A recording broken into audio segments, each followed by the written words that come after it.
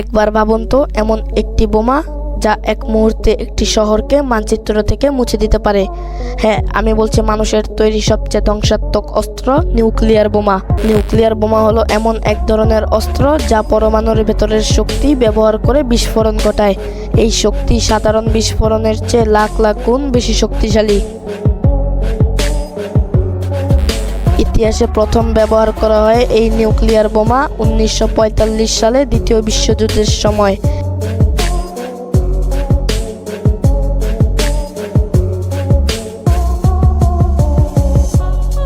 Hiroshima, Nagasaki এই দুই জাপানি শহরে প্রথমবারের মতো নিউক্লিয়ার বোমা ব্যবহার করা হয়।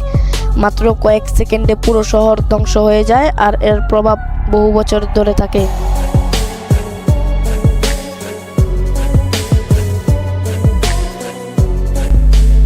সম্পূর্ণ ভিডিওটি দেখতে এই ভিডিওটি দেখুন।